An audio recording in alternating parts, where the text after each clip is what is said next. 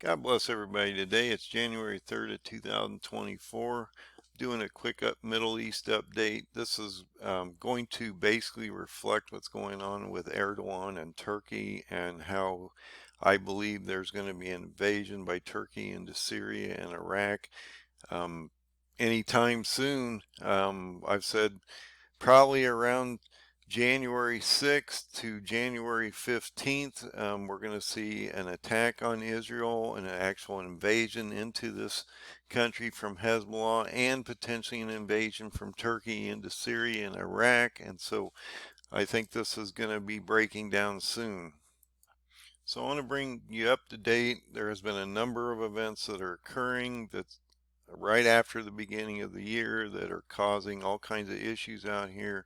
And this is going to prompt Erdogan to basically do a response here. So I believe that this is coming soon.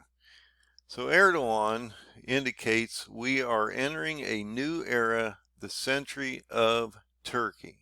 I've been talking about how he wants to rebuild this new Ottoman Empire, and on October 29th, he had this ceremony in Turkey for the 100th year centurion marker for where Turkey basically was destroyed or the Ottoman Empire was basically destroyed in 1923, and so on October 29th of 2023, he came out and basically said that he is the Muslim leader of the world and that he's the new sultan of the Ottoman Empire, and that he's going to rebuild this new Ottoman Empire as we move forward, that he's going to bring in his legacy as the new sultan into the new 100 years. And so it's extremely important when people like this ideologically driven person says things, then we probably should be paying attention to it. So let's look at this article real quick. It says Erdogan's New Year's message followed the usual patterns we see after the war in Gaza. And this is basically his harsh rhetoric, how he's condemning Israel, how this is war crimes and genocide against the Palestinians, and basically he needs to do something about it. If the world doesn't do something about it, he's going to. Obviously, he said, we maintain hope for a better future, but we enter this year with bitterness because of unpleasant events, both in our region and in the world. Erdogan said, among other things, in order to have a better world, the so-called democratic countries must stop supporting terrorist organizations. What he means by that is the Kurds, some have them on a terrorist list.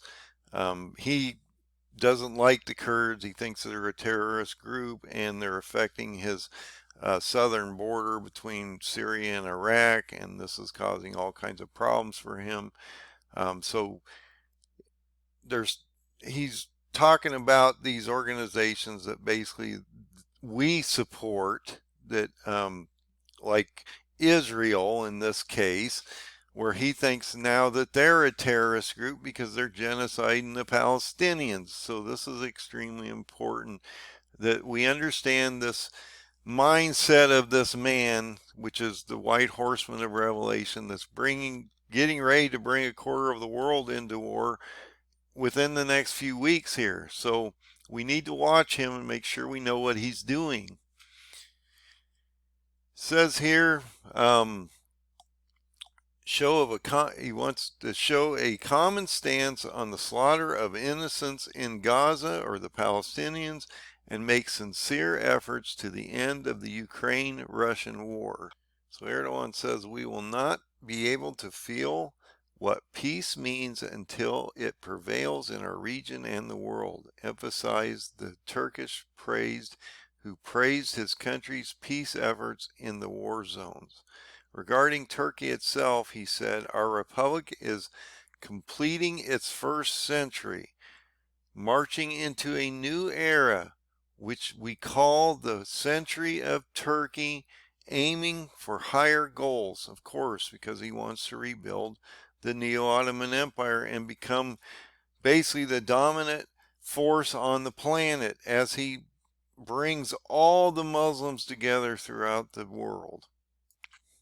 So Erdogan's party led a major protest against Israel government on Monday. This actually came out today. And this is another thing. His boy is also running some of these organizational protests. And I believe, if I'm not mistaken, I believe the boy also is part of the drone factory. And Erdogan has one of the largest drone factories in the world. But I believe his boy is extremely involved in that. It might not be this one, it might be another one, I'm not sure. I'd have to look into that. But do understand that Turkey runs a massive drone program over there. And so when he does actually do this invasion and attack on Israel and all these things that are getting ready to come up, he has a lot of firepower in his war chest. So this will accelerate quickly when he does get into this. So these protests have been going on for some time. Just realize that he's getting the population ready for war. And, it's like anything. When you go into a situation like this, you want to pump your population up so they're behind you. And he's already having all kinds of issues on the economic side, which I'll show you as we move forward. So two major events have occurred which are going to cause a real problem as we move forward, both for Hezbollah and for Turkey. Turkey indicates in this article they've arrested 33 accused of spying for Mossad, which is the Israeli intelligence organization. Now, they've actually issued warrants for 46 suspects. Right now, they've arrested 33. This is huge because I've been talking about if Erdogan sees espionage in his country, a Hamas leader killed, a bomb go off, anything related to Israel or whatever, this is going to be a serious problem for him, and he is not going to just sit there like we have been in Iraq and Syria. He's actually going to do something about it. So this is a real problem as we move forward. And we've also had another additional event in Lebanon, which took out 4 people. One was a major leader of Hamas. And so Israel has attacked into Lebanon, into Beirut, which is unheard of. This is something that was basically off limits. You didn't attack the, Beirut up there. They're not going to go for this, and so this is a real problem for Hezbollah also, and I've got an article as we move forward, but let's look at this one real quick. So you got these 33 accused Israeli spies, potentially that have been arrested, 46 suspects, indicates that they arrested 33 persons on suspect of conducting espionage. Okay, not just anything, espionage. They're not just stealing information or anything like that. They've gone in there. They're saying that they've arrested 46 people that would actually cause harm to Turkey on behalf of Israel. Okay. The arrest operation took place over 8 provinces. The chief prosecutor in Istanbul issued warrant arrests against a total of 46 suspects as part of an investigation into alleged activities in the country against foreign residents by Israel Mossad National Intelligence Agency. The alleged Mossad agents are accused of reconnaissance, which means they're going in and like mapping things out, checking out Turkey's strength, what they're doing, if they're moving troops to the front lines, because guess what? They believe Turkey's going to be a problem. I've been talking about this forever. Actually, the very first video I did, if you go back on my YouTube and you go to the very first video, like 6 years ago, was talking about Daniel 8 and how this was going to be a problem when Turkey came down in here. Now, I've been talking for some time now, for a few years, about how this paradigm plays out in the strong generation of the Jews, and this is playing out right now as we speak, and it's going to be a problem for you as we move through this next 4 years, or 1367 days, the Feast of Trumpets of 27. October 2nd is when I believe that we have that rapture event. I may be wrong, but it seems right based on the fall feasts that have to be completed. So he's got this reconnaissance group in his country. He's talking about espionage. This is a real problem. This is a big can of worms, and he's not going to tolerate this kind of methodology from the Israelis. As they're opening up another front against Hezbollah, Hamas is not going away. I know we've heard about some pullbacks on troops in Israel, but all they're doing is they're bringing back the people that have businesses and things like that, so they can keep the Israeli economy moving forward as they're walking into a major war between multiple different groups. We just talked about how they were on 7 fronts, and now they might have an 8th front of Turkey coming in the back door. So it indicates Erdogan has taken a hardline pro-Hamas stance during Israel's war against the terrorist group in Gaza Strip, accusing Jewish state of genocide and likening Prime Minister Benjamin Netanyahu of Hitler. Erdogan has continued his alliance with Hamas. Actually, they're harboring Hamas leaders in Turkey. That's another thing I talked about. If they kill one of these Hamas leaders in Turkey because they have espionage and guys up here actually doing reconnaissance, they know where these guys are, and so if they killed one of these guys, this would definitely amplify this problem.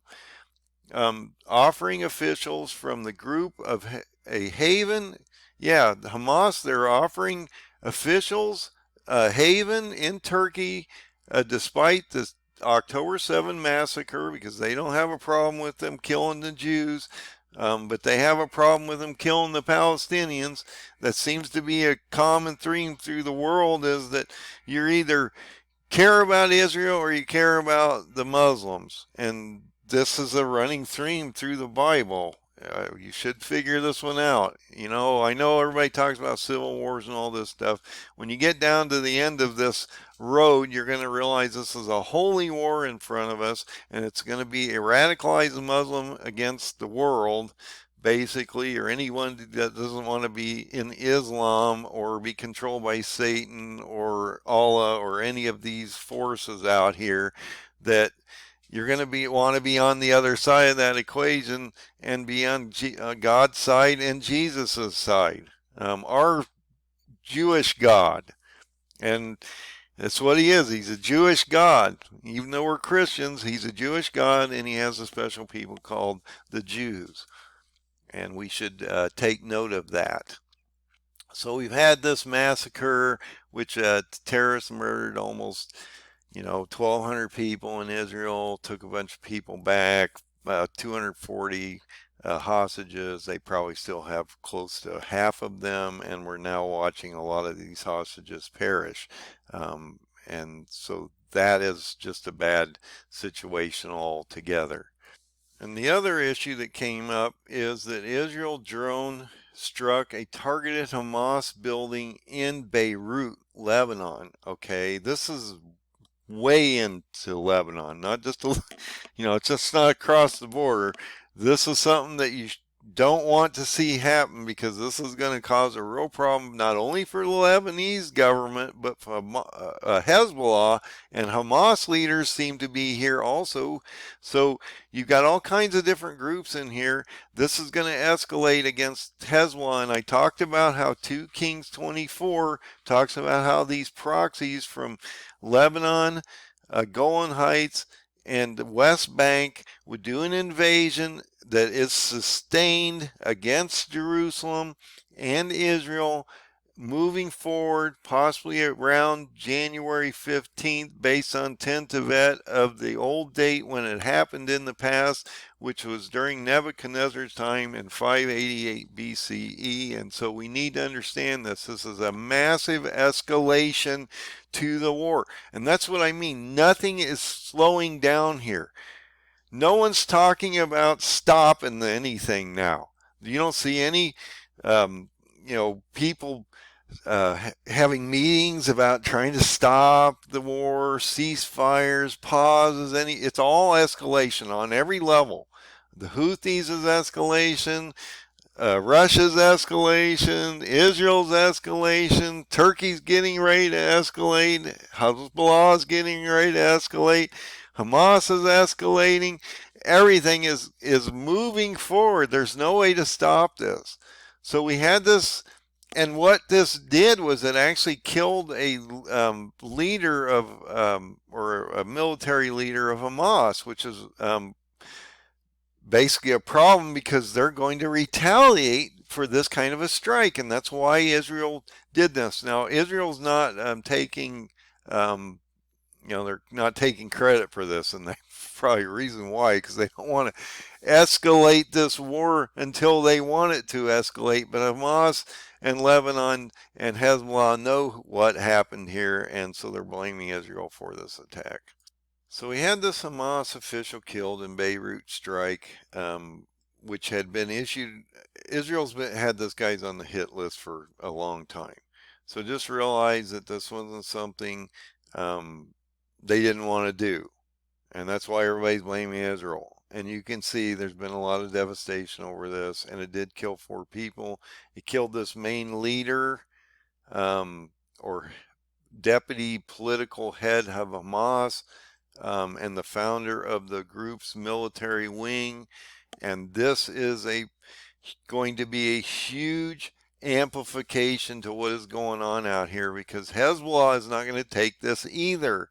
And like I say, 2 Kings 24, go right into that. Look at the first 2 or 3 verses there. Talks about these proxies. You go look at those regions, you realize that this is exactly where we're talking about right now.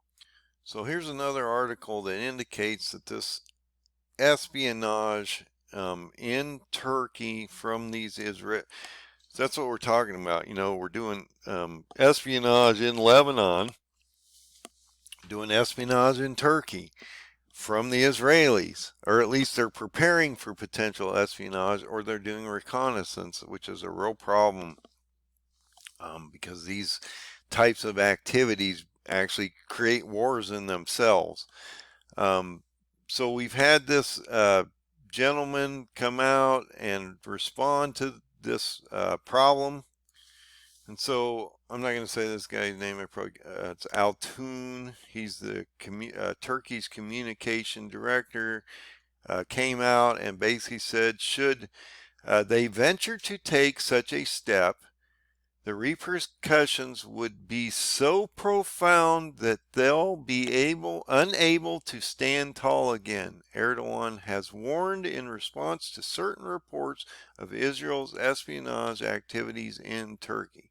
It indicates that Erdogan's warning Israel to pay heavy price for espionage. And so we talked about those 33 people that have been arrested. They're looking for another 13. That could accelerate as they start to open up these can of worms. They're going to find more people to arrest. There's been times where Turkey's gone in and arrested like 300 Kurds at one time. And so this is something that he does quite often to keep control over his country and his people and his government. And with Turkey's economy, it's in a shambles, and this is another reason Turkey would love to go to war, because anytime you get into this kind of a situation and you have inflation at nearing 65%, this is a real problem for anyone's economy. I mean, we're talking about here we got like a core, 3 to 4% based on what the government gives you. It's probably twice that, but regardless, it's not 65%, okay? Now we probably have 20% food inflation and a few things like that. But this is incredible inflation, and it's been worse. Turkey's annual inflation rate approached 65% in December, reaching a new high for 2023 and putting the country on course to meet its expected peak of 70 to 75% in May. So they're talking about it accelerating into May. And um, Erdogan's new team of market-friendly economists expect inflation to start falling from near record high within 4 months. Well, it doesn't look like that's probably going to happen, but hey, whatever. The rate reached a decades-long high of 85% in October of 22, and I have reported on this in the past. So just realize their inflation rate is eating their economy alive, and Erdogan has been doing a lot of things to manipulate the banks. And of all the things that he could do, he does the wrong things because he lowers rates to fight inflation, which is not what you want to do. And then he gives an increase of minimum wage by double. Okay, it's not just a little increase, it's a huge increase. So Turkey's 49% minimum wage hike balances between unions and markets, which this is going to hyperinflate everything. Anytime you infuse money into the economy when you're doing inflation, it's just going to create more inflation. And so this is a real problem as he's doing this. And yes, these people don't make any money on our standards. It's just what it is. Uh, People here don't understand how well they have it. We've just loaded up our credit cards with an additional, $1 to $2 trillion, and so this is going to come back to really hurt us. So just realize that Turkey's got all kinds of issues here. Turkey is getting ready to get into this war. They have that meeting with Iran's leader on January 4th, and then that takes us right into that window that I've been talking about between January 6th and February 5th, and that potential siege date of January 15th, with a sixth seal potentially event around the end of January on January 30th, based on my paradigm that I've shown you. And I have reposted that paradigm. I've updated it. I'll add that link and make sure it's right, because I haven't done that yet, but I believe it's out there already in the last video or two. And so just keep an eye on everything here. This is going to move quickly. 24 is going to be an amplification year. It's going to accelerate to the point you won't be able to keep up with what's going on out here. And as you can see, I'm putting more videos out because it is hard to keep up with all of these things that are going on, to keep you informed so that you're getting ready. Please share and like these videos so people can see them. I don't know if the paradigm's exactly right, but it does seem to be playing out in front of us. And so let's keep following it until it falls apart or whatever happens to it. But I believe that regardless of whether the paradigm is right, the parable of the fig tree tells you where you are in time, and you need to understand that we are in the last 3.5 years or so. I indicate to the Feast of Trumpets of 2027, October 2nd, which is when I believe the rapture occurs. We have to have that on a sabbatical Saturday when the East Gate can be open. And that date right now, from today to October 2nd of 27, is 1,367 days. And yes, I did check that number, so I know it's right. And now that I've adjusted my paradigm chart to make sure it's right, look how it fell into this gap that we're in right now. So God bless everybody. Find the open door, find Jesus, prepare your oil, get your families ready, talk to your loved ones and the people that you care about, your friends, even the people you don't care about. You know what? We're supposed to love our neighbors as much as we love ourselves. That's what Jesus said, not me. I'm trying to do the best I can to protect you and your families and your souls as we move forward and this breaks down. And once this does break, it's going to amplify everything quickly. It will hit you like a ton of bricks and you won't be able to recover. So God bless. Have a great night and be safe out there.